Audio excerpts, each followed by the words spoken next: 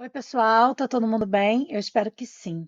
Essa é a Nave Química Fisiológica, um canal com pequenas gotas de conhecimento. Meu nome é Adriana Pedrenho e hoje nós vamos dar início àquela fase de transição chamada de jejum inicial, na série Jejum de Cabo a Rabo. Sejam todos muito bem-vindos.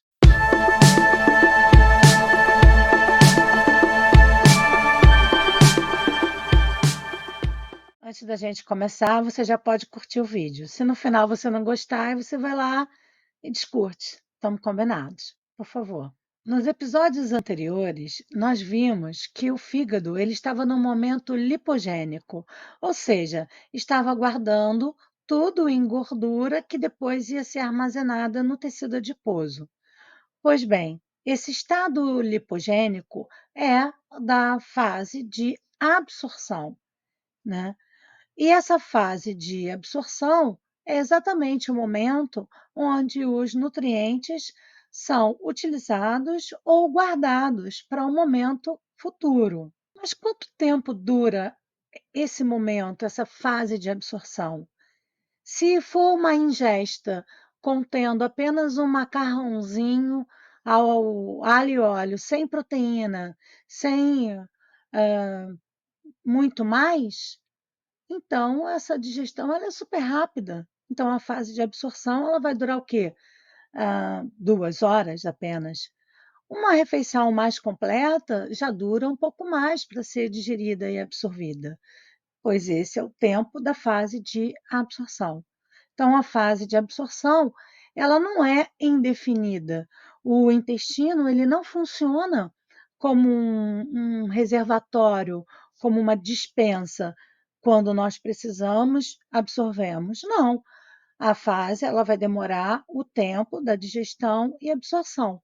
A partir daí, nenhum alimento mais é disponibilizado para a absorção. É quando acaba a fase de absorção. Quando chegamos nesse momento metabólico, aonde não há mais absorção de glicose, a glicemia, que estava sendo mantida por essa absorção de glicose, deixa de ser mantida por essa absorção de glicose, sendo que os valores de glicemia eles devem flutuar dentro de uma faixa entre 70 a 100 miligramas por decilitro. Valores abaixo de 60 miligramas por decilitro já vão apresentar alguma sintomatologia, principalmente neurológica, porque os primeiros sintomas são mesmo dessa hipoglicemia que acontece no sistema nervoso, e o indivíduo pode apresentar uma fala desconexa, um raciocínio desconexo, tremores, e isso vai influenciar todo um metabolismo.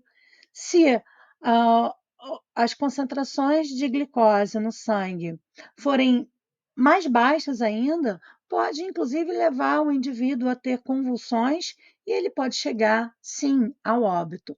Então, fica muito nítido que é importante que seja mantida a glicemia.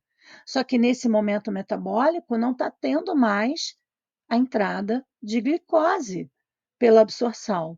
Então, a manutenção da glicemia tem que vir de algum outro lugar, de alguma outra fonte. Para manter a homeostasia da glicose, então, o pâncreas deixa de secretar a insulina, devido às baixas concentrações de glicose no sangue, e passa a secretar o hormônio glucagon. Quanto mais a concentração de glicose declina, maior é a secreção do hormônio glucagon. O hormônio glucagon exerce seus efeitos principalmente no fígado e no tecido adiposo, mas existem receptores para esse hormônio em vários tecidos.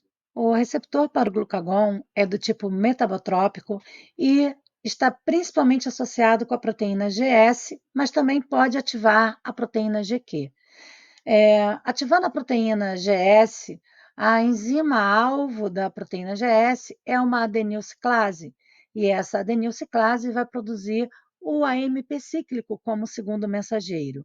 Então, a mensagem intracelular é dada exatamente por essa molécula, o AMP cíclico. Eu vou deixar aqui para vocês um link para uma série com 4 vídeos sobre sinalização celular, que eu acho que vale a pena para uma compreensão melhor desse assunto. Esse AMP cíclico se associa na subunidade reguladora da proteína quinase A, e dessa forma, essa proteína muda sua conformação e se desloca da subunidade catalítica dessa proteína quinase A, que fica então ativada. E como uma proteína quinase, ela fosforila outras proteínas celulares, que é o que vai dar a resposta celular. O principal alvo do hormônio glucagon é o próprio fígado, onde o objetivo principal é a manutenção da glicemia, visto que quando a glicemia cai a valores muito baixos, nós temos muitas complicações. O que acontece é que a fosforilação causada pelo hormônio glucagon é generalizada para todas as enzimas.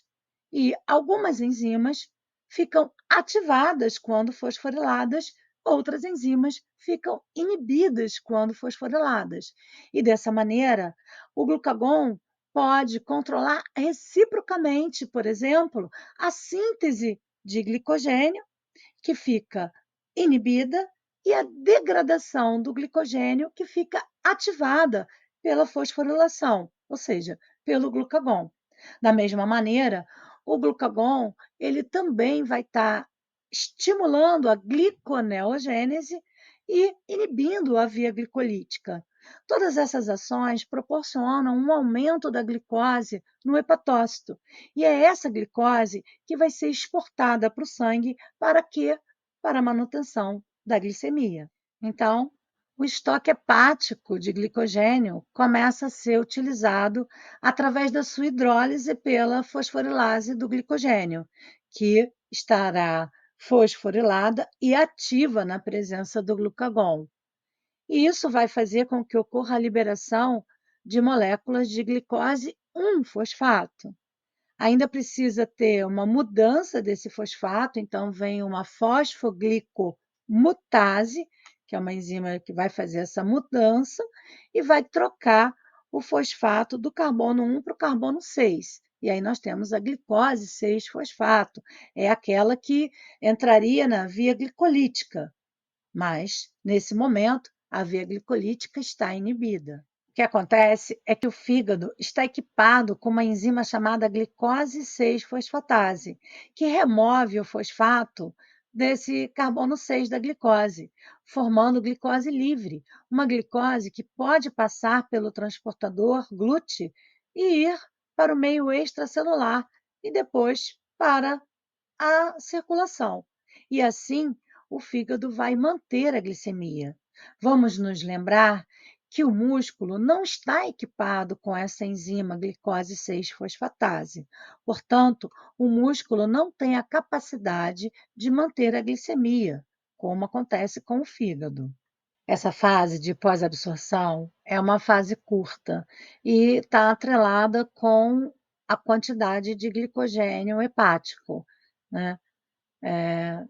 Mas não é infinito. Uma hora esse conteúdo de glicogênio acaba e essa fase também. Vale lembrar que a manutenção da glicemia é extremamente importante, não só para as hemácias, mas também para algumas células do sistema nervoso que não conseguem usar ácidos graxos para obtenção de energia. Portanto, utilizam exclusivamente glicose. E as gorduras, elas não conseguem ser transformadas em glicose nos mamíferos.